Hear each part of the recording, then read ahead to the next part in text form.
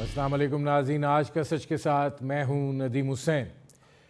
Israel की फ़लस्तीनी अवाम पर बर्बरियत और जाहिरियत और इसके साथ इंसानी हकूक़ की बदतरीन पामाली को आज 1 साल हुआ चला जा रहा है।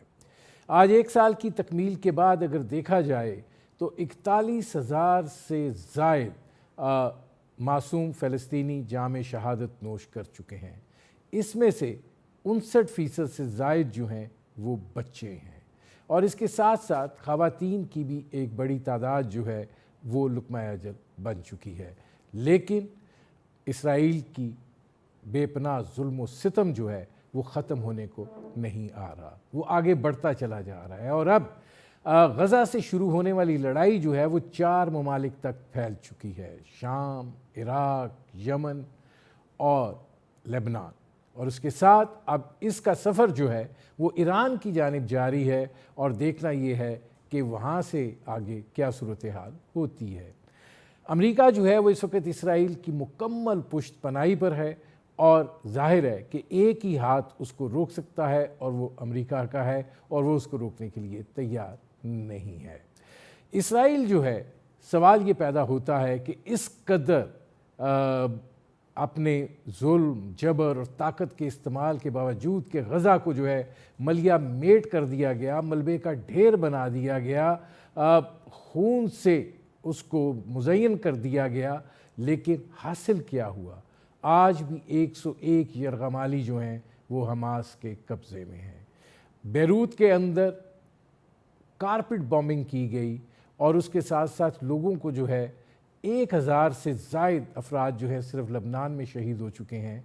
12 लाख से ज़्यादा लोग जो हैं वो बेघर हो चुके हैं, साहिल समुंदर पर पनाह लिए हुए हैं और रोज़ाना लबनान की फ़ज़ाएँ जो हैं वो इसराइल की बमबारी से गूंज उठती हैं। लेकिन नतीजा क्या निकला है? यकीनन वो हमास और हिज़्बुल्लाह की लीडरशिप को तो निशाना बनाने में कामयाब हुआ है, लेकिन क्या वो जज्बा हुर्रियत जो है उसको कम कर सका है? क्या वो मुज़ाहिमत को कम कर सका है? क्या वो उनके जज्बों को तोड़ सका है? क्या उसका जो बुनियादी मकसद था अपने यरगमालियों की रहाई, उसका हसूल मुमकिन बना सका है? अगर देखा जाए तो इस कदर खून रेज़ी के बाद भी उसको जो है शिकस्त का ही सामना है। और दूसरी जानिब फ़लस्तीन के अवाम हैं, उनके मुजाहिदीन हैं जो जानों का नजराना देकर भी जीत रहे हैं। अब इस सूरत हाल को लेकर पाकिस्तान में भी आज ऑल पार्टीज़ कॉन्फ्रेंस हुई।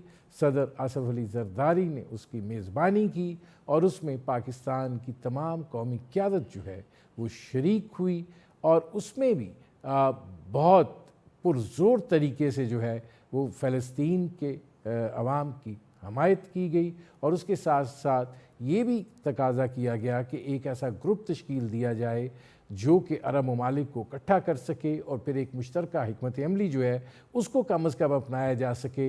अभी तक इस हवाले से कोई पेशरफ्त जो है वो नहीं हुई है और इसराइल जो है वो रुकने का नाम नहीं ले रहा है। बुनियादी तौर पर ये वो सूरत हाल है जिस पर करेंगे बात। हमारे साथ मौजूद हैं air marshal retired Masood Akhtar sahab, Mumtaz तजिया निगार हैं। हमारे साथ मौजूद हैं एयाज़ वज़ीर साहब, साबिक सफारतकार हैं। एयाज़ वज़ीर साहब, ये फरमाइएगा कि 1 साल आज हो चला, सवाल ये पैदा होता है कि इतना जुल्म, बर्बरियत, इंसानी हकूक़ की पामाली, कोई ऐसी चीज़ नहीं इसराइल ने छोड़ी, मतलब गज़ा को मलबे का ढेर बना दिया। अब लेबनान की बारी है, हमास और हिज़्बुल्लाह की लीडरशिप को निशाना बना दिया। लेकिन क्या इसराइल कोई अपने अहदाफ में से कुछ हासिल कर पाया? जी, बड़ी मेहरबानी नदीम साहब। देखिए, ये जो मसला है इसमें मैं तो समझता हूँ कि इसमें इसराइल ने और अमेरिका ने दोनों अपने आप को दुनिया के सामने नंगा करके रख दिया। जो इनकी बुलंद बांग दावे थे ह्यूमन राइट्स के और जमहूरियत के, कोई भी दुनिया का जो अच्छा उसूल था वो क्लेम करते थे कि हमारे यहाँ है, उन सब की धज्जियाँ उड़ा दी। और ख़ासकर ये पिछले दिनों जो यूएन की मीटिंग हुई जिसमें नेतन्याहू ने जो تقریر کی, دنیا کے سامنے بانگ دہل کہتا ہے کہ میں ان سب کو, بچوں کو, عورتوں کو, سب کو قتل کر کے رکھوں گا, نہیں چھوڑوں گا. تو یہ کیسی جمہوریت یا کیسے ہیومن رائٹ ہے یا کیسے اخلاقیات ہے, ان کی تو دھجیاں اڑا دی. اور جہاں تک بلکہ اس نے ایک اور بھی بات کی, ان کے فارن منسٹر نے, انہوں نے یو این کے سیکرٹری جنرل کو پرسونا نان گراٹا کر دیا کہ تم نے ایران کی کنڈیم نہیں کیا اٹیک جو ہمارے اوپر کیا, تو تم پرسونا نان گراٹا ہو, تم کبھی اسرائیل نہیں آ سکتے. اس سے بڑی زیادتی اخلاقیات کی, اصول کی, انٹرنیشنل لا کی کیا ہو سکتی ہے؟ دھجیاں بکیر دی. اور امریکہ سرکار اس کے پیچھے کھڑا ہے. اگر امریکہ اس کے پیچھے نہ ہو, اسرائیل کی کیا حیثیت ہے؟ اور رہی دوسری جو ان کی ملٹری پاور ہے, اس کی بھی دھجیاں اڑ گئی. ایران اٹیک جو ابھی لاسٹ والا ہوا تھا, اس نے تو اس کو بالکل دنیا کے سامنے رکھ دیا کہ یہ دیکھو اسرائیل جو بلند بانگ دعوے کر رہا تھا, اس کی حالت یہ ہے, ان کی ڈیفنس اتنی کمزور ہے. تو میں سمجھتا ہوں نہ ملیٹریلی, نہ پولیٹیکلی, نہ ڈپلومیٹیکلی, کس مد میں بھی انہوں نے فائدہ حاصل نہیں کیا. لیکن ہائے افسوس کہ ہم مسلمان جو ہیں وہ ایک اتفاق, ایک زبان نہیں ہے, ایک کٹے نہیں ہے, اتفاق نہیں ہے کہ ایک چھوٹے سے ملک جو میرا خیال ہے پاکستان کے ایک صوبے سے بھی کم ہے, اس نے سارے مڈل ایسٹ کو ہلا کے رکھ دیا, بلکہ دنیا کو ہلا کے رکھ دیا, مسلمانوں کو چیلنج کر کے رکھ دیا. اور ہم اسی طرح خاموش ہے, بس میٹنگ کو بے کام چل رہا ہے. آج ہمارے ہاں بھی جیسے آپ فرما رہے تھے, میٹنگ ہو گئی, بس اس کے بعد خیر خیریت کمیٹی بنا. میں آتا ہوں ایاز وزیر صاحب, اب اس کے اندر یہ فرمائیے گا مسعود اختر صاحب کہ سوال یہ پیدا ہوتا ہے کہ یہ بات ہمیشہ کہی گئی کہ پاکستان جو ہے وہ ظاہر ہے کہ ایک طاقتور ملک کی حیثیت سے دیکھا گیا, ملٹری کے طور پر بھی نیوکلیئر پاور ہے, اور یہ بات کہی جاتی تھی کہ ہمیں لیڈنگ رول ادا کرنا چاہیے. اس مرحلے پر کیا ہم اس کیفیت میں ہیں جو آج اس آل پارٹیز کانفرنس میں بھی تقاضا کیا گیا کہ عرب ممالک کو ہی اکٹھا کر کے, یا سعودی عرب سے یا ترکیہ سے, ملیشیا سے, انڈونیشیا سے, ان ممالک سے بات کر کے کوئی ایک گروپ بنا کے کوئی ایک دباؤ تو کریٹ کیا جا سکے؟ کیونکہ ایسے لگتا ہے کہ ہمارے اپنے جو ادارے ہیں جیسے عرب لیگ ہے, OIC ہے, وہ تو عضو معطل بن کر رہ گئے ہیں. بہت شکریہ. آج کی کانفرنس کے بارے میں لیسر سیڈ دا بیٹر, گفتن نشستن برخاستن, ہم کچھ بھی نہیں کر سکتے. کیا پدی اور کیا پدی کا شوربہ. جب سن 73 کی جنگ ہوئی تو ہم نے ایک ایئر فورس کا اسپیشلی مضبوط کانٹینجنٹ بھیجا, جس میں کہ ستار الوی صاحب نے سیرین MiG-21 سے اسرائیلی میراج کو گرایا اور ان کو بڑے ایوارڈ دیے گئے. آج ہم بالکل اس پوزیشن میں نہیں ہیں کہ لیو الون ملٹری سپورٹ, ہم ڈپلومیٹک سپورٹ بھی دینے کے قابل نہیں ہیں. سو ہمیں یہ باتیں نہیں کرنی چاہیے. یاد رکھیے کہ آج ہم جماعت اسلامی کو لیو الون, گورنمنٹ کچھ بھی نہیں کر رہی, آرمی ملٹری کچھ بھی نہیں کر سکتی. جماعت اسلامی کو جو کہ ایک پین اسلامک آئیڈینٹی کے نیچے, کے بینر کے نیچے اب بھی وہ پرچم تھامے ہوئے ہے, ہم پروٹیسٹ تک نہیں کرنے دیتے. امریکہ کے اپنے شہروں میں پروٹیسٹ ہو رہا ہے لیکن اسلام آباد میں نہیں ہو سکتا. تو میرے خیال میں ہم ایک بڑی ہی بری حالت میں ہیں. اور میں آپ کو ریمائنڈ کروانا چاہتا ہوں, سال پہلے جب آپ نے ایک پروگرام کیا تھا تو میں نے عرض کی تھی کہ Palestinians are on their own. انہوں نے ایک ڈیسپریٹ منوور کیا ہے تاکہ ابراہیمک ایکارڈ نہ ہو سکے, کیونکہ سعودی عربیہ کا ایکارڈ اور معاہدہ ہونے والا تھا. وہ تو انہوں نے منیملسٹ اپنا ایم اچیو کر لیا ہے, لیکن ان دا بارگین ان کی اینٹ سے اینٹ بچ گئی. کوئی مسلمان ملک ان کی مدد کے لیے نہیں آ سکا ٹینجبلی. تو ہم ملٹری اسٹریٹجی میں ایک بات کرتے ہیں اور I'm afraid, I wish I was wrong. آج بھی ان کی اینٹ سے اینٹ بچ رہی ہے اور کوئی کچھ نہیں کر سکتا. چاہے جائے کہ جو کہ ایاز وزیر صاحب نے کہا یہ سچ ہے کہ ایران ٹھاٹھو ہی کر رہا ہے. لیکن ہم ملٹری اسٹریٹجی میں ایک چیز سکھاتے ہیں کلمینیشن پوائنٹ، جس میں کہ ڈیمینشنگ ریٹرنز ہوتے ہوتے ایک وقت آتا ہے کہ ریٹرن صفر ہو جاتے ہیں. یاد رکھیے کہ اسرائیل کا ڈپلومیٹیکلی ہی ڈیمینشنگ ریٹرن ہو کے منیمم صفر ہو سکتا ہے، کلمینیشن پوائنٹ نہیں آئے گا ملیٹریلی، کیونکہ یورپ اور امریکہ اس کے پیچھے کھڑا ہے. ڈپلومیٹیکلی ایران کچھ کر رہا ہے، ٹرکی کیونکہ انڈیپینڈنٹ ہے تھوڑا مضبوط ہے، ٹھاٹھو کرتا ہے، ملیشیا کرتا ہے. عرب ممالک تو ٹیسٹلی اسرائیل کے ساتھ ہیں کیونکہ ایران کے ساتھ ان کی مخاصمت ہے. they virtually are at war, I would say that. تو ہمیں امید نہیں کرنی چاہیے کہ مسلمان ملک ڈپلومیٹیکلی بھی کچھ کر پائیں گے سوائے لفاظی کے. ہم تو بالکل نہیں کر سکتے. کیا پدی اور کیا پدی کا شوربہ. مجھے ایک بریک لینا پڑ رہا ہے. ناظرین ہماری گفتگو جاری ہے، وقت ہوا ایک مختصر سے کمرشل بریک کا، ملتے ہیں اس وقفے کے بعد. Welcome back.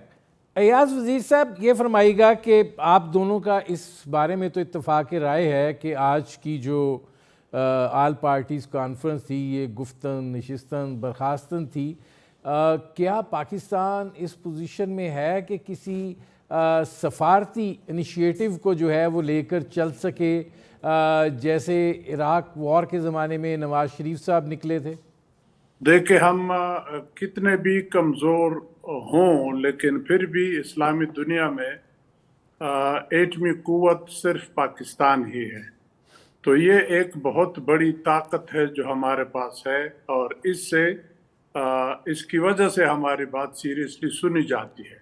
تو کاش کہ جب پہلے شروعات ہوئے تھے تو اس وقت ایک جماعت اسلامی نے میریٹ ہوٹل میں ایک آل پارٹیز کانفرنس بلائی، تو اس میں اتفاق بھی ہوا، لیکن بہرحال حکومت کی طرف سے اتنی سنجیدگی سے اس مسئلے کو نہیں اٹھایا گیا.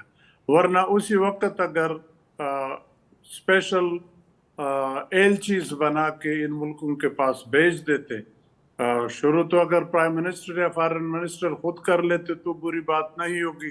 جیسے کہ ابھی ملیشین پرائم منسٹر آئے تھے، ہم بھی ان کے ساتھ ملے. میں یہ جو ذکر کر لیا القدس کمیٹی کا ممبر باقی پارٹیوں کے ساتھ میں تھا، تو انہوں نے خواہش ظاہر کی تھی کہ ہم ملنا چاہتے ہیں القدس کمیٹی سے.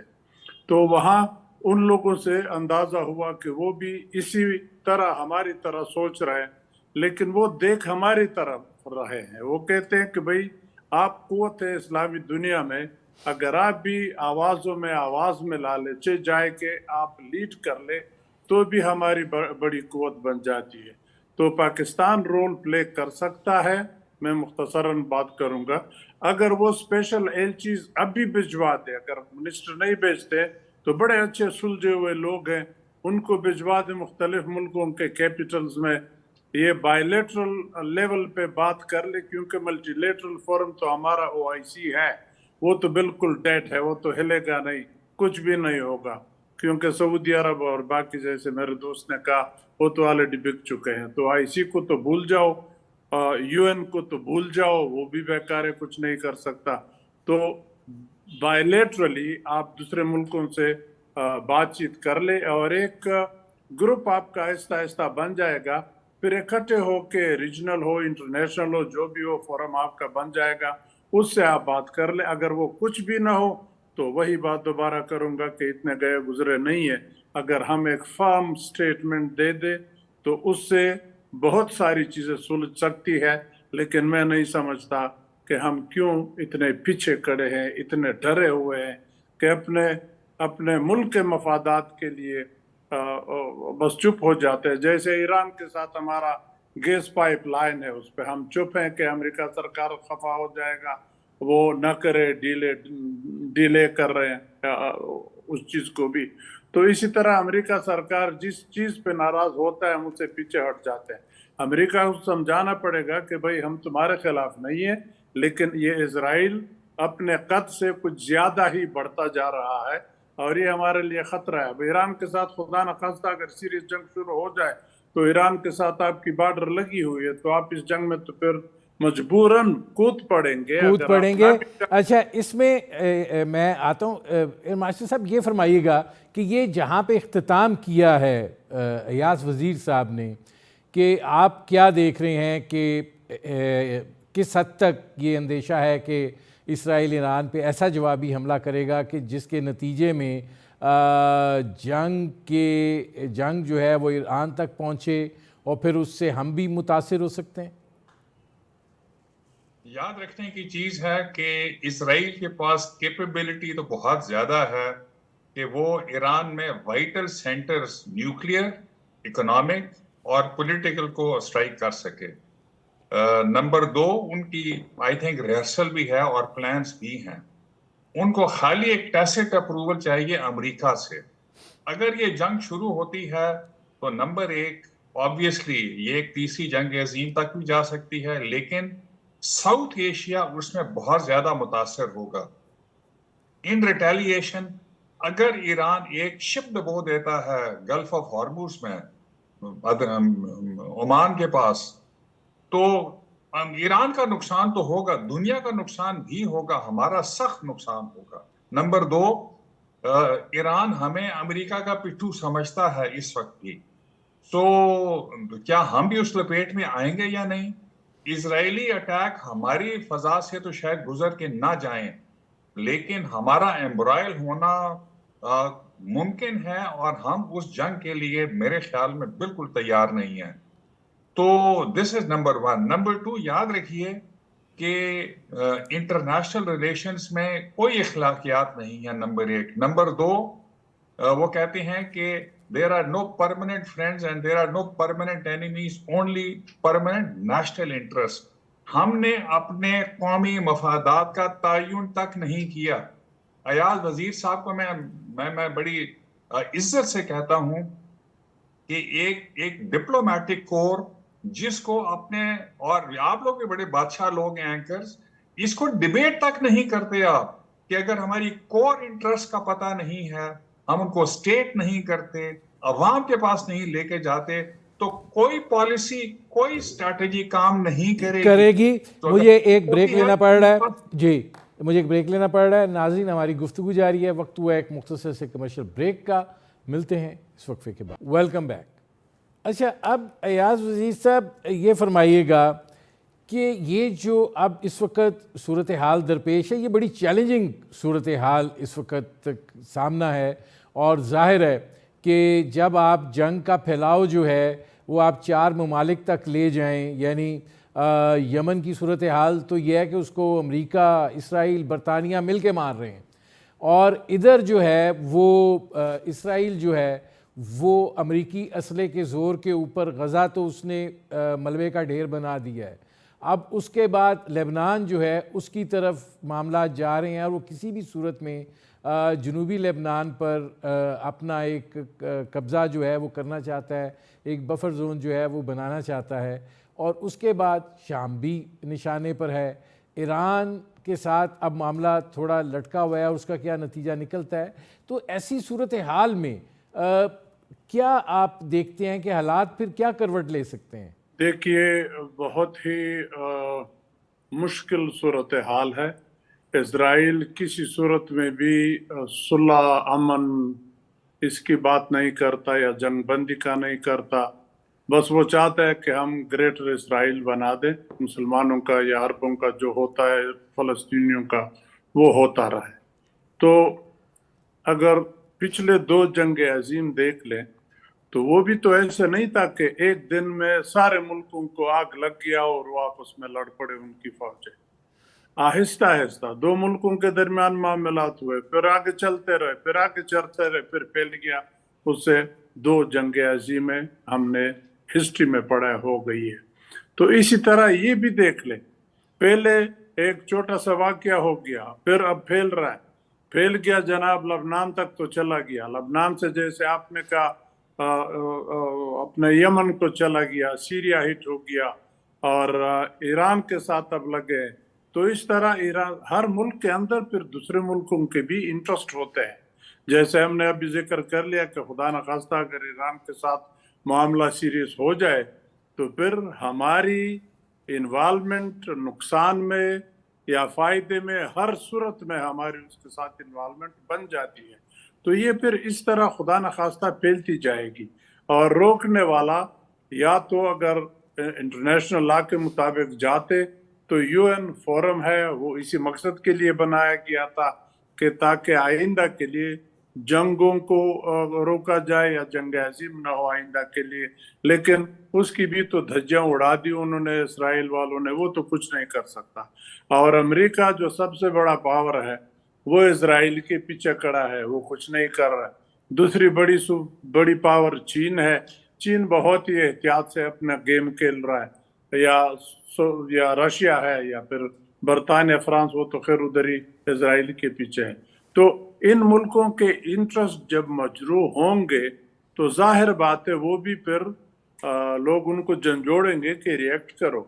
तो ये इस तरह फैलते हैं जैसे जंगल में आग लग जाती है, पहले तो छोटे छोटे सूखी सूखी झाड़ियों को आग लग जाती है, फिर उसमें माशाल्लाह बड़े तनावर दरख्त भी सब आ जाते हैं। मैं आता हूँ याज वज़ीर साहब। अच्छा, इसमें एयर मार्शल साहब ये फरमाएगा कि क्या अगर ईरान का जैसे आप जिक्र कर रहे हैं, अगर न्यूक्लियर साइट्स हैं, सदर बाइडेन नहीं चाहते कि उनको निशाना बनाया जाए, जो उनकी ऑयल रिफाइनरीज़ हैं उस ऑप्शन के बारे में भी कहा जा रहा है कि उससे सबसे ज़्यादा नुकसान अमेरिका और यूरोप को ही उठाना पड़ेगा और दुनिया एक क्याटिक सिचुएशन में चली जाएगी।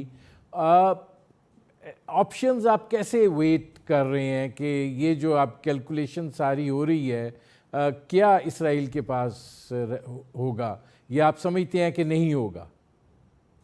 पावर तो बहुत ज्यादा है इसराइल के पास, लेकिन आप सही कह रहे हैं कि शायद अमेरिका उनको रिस्ट्रेन करेगा और यूरोप के न्यूक्लियर और जो ऑयल इंस्टॉलेशन है उनको ना मारा जाए। लेकिन ईरान का बहुत सारा नुकसान करें जो कि इकोनॉमिक हो सकता है और इमोशनल हो सकता है। लेकिन उसमें जो मैं एक चीज ऐड करता चलूं जो आपने सवाल नहीं किया, पाकिस्तान के रिस्पांस के बारे में। याद रखिए कि 1991 की जंग जब पहली गल्फ वॉर 1 हुई तो हम उस वक्त इतने कमजोर नहीं थे। 73 की जो मैं जिक्र कर रहा हूं तो उस वक्त हम काफी मजबूत थे जब सतार अलवी ने जो है इजरायली मिराज मारा था। तो उस वक्त हामिद मीर के प्रोग्राम कैपिटल टॉक में Sattar Alvi sahab, air chief marshal Zulfiqar Ali Khan retired और अहमद शाह नूरानी थे। अहमद शाह नूरानी ने अंडर पैन इस्लामिक विजन एक बात की, उन्होंने कहा कि फिक्र मत करें, जब वो जमीन पे आएंगे तो मार खाएंगे अमरीकी। तो सतार अलवी साहब थोड़े मुस्कुरा दिए, तो हामिद मीर बड़े नाराज हुए और उन्होंने कहा कि air commodore sahab, is there something funny, you are smiling? यकीन कीजिए कि सतार अलवी ने कहा कि हामिद मीर साहब, please don't drag religion into this. Moral, discipline, military competence अपनी जगह पे है, और वो अगर उनकी स्ट्रैटेजी पॉलिसी ठीक है तो अमरीकी मारेंगे इराकीज को militarily at least. That is what happened. आज इजराइल जो है वो इस पोजीशन में है कि militarily, weapon wise, strategy wise, और जो मैं दोबारा दोहराऊंगा कि इजराइल का मिलिट्री कल्मिनेशन पॉइंट नहीं आ सकता एज ऑफ नाउ, डिप्लोमेटिक आ सकता है। मुसलमान दुनिया उसके लिए तैयार नहीं है, बटी हुई है। हम तो बिलखुसूस बहुत ही कमजोर हैं, हमें अपना मुल्क बचाना मुश्किल पड़ रहा है, तो हम उनके लिए क्या करेंगे ये तो मेरी समझ से बालातर है। एनीवेज इजराइल अगर अटैक करता है तो exactly like you have said वो लिमिटेड होगा, और तो पावर बहुत ज्यादा है इकोनॉमिक और पॉलिटिकल टारगेट्स तक, उससे आगे नहीं जाएगा। अयाज वज़ीर साहब, आपको क्या लग रहा है, इसराइल आपका जो मेजर हदफ था वो अपने यरगमालियों को छुड़ाना था, उसमें वो अभी तक उसको नाकामी का सामना है। क्या लगता है कि इसमें किसी जगह पे कोई रुकने का आएगा सिलसिला सीज़ फायर का, क्योंकि इंटरनल प्रेशर भी इसराइल में बहुत बढ़ रहा है कि भाई कैदियों पर मुज़ाकरात करो, किसी रास्ते पर चलो? देखिए, internal pressure no doubt Netanyahu पे है, उस पर करप्शन केसेस भी हैं, लेकिन उसकी बचत इसी जंग के अंदर है कि लोगों को जंग में उलझाए रखे। इसी नाम पे कि हम ग्रेटर इजराइल बनाएंगे, तो वो तो उसकी इंटरेस्ट मेरा ख्याल है उस तरफ होगी, ग्रेटर इजराइल की तरफ। बाकी बचत का रास्ता इसलिए मुझे नज़र नहीं आता कि अभी तक अगर वो अपने कैदी नहीं छुड़वा सके फ़लस्तीनियों से 1 साल गुजरने के बाद, तो बाकी मामलात वो कैसे उलझाएगा। वो लड़ता रहेगा, वो ग्रेटर इजराइल के पीछे पड़े हुए हैं और उसमें फिर बदकिस्मती से बहुत ज़्यादा हो जाएगा। मेरे प्रोग्राम का वक्त ख़त्म हो रहा है। बहुत शुक्रिया याद वज़ीर साहब, बहुत शुक्रिया air marshal retired Masood Akhtar sahab. नाज़रीन, आपने हमारे पैनल के शुरका की गुफ्तगू सुनी। अब तक के लिए इतना ही, इजाज़त दीजिए। अल्लाह हाफ़िज़।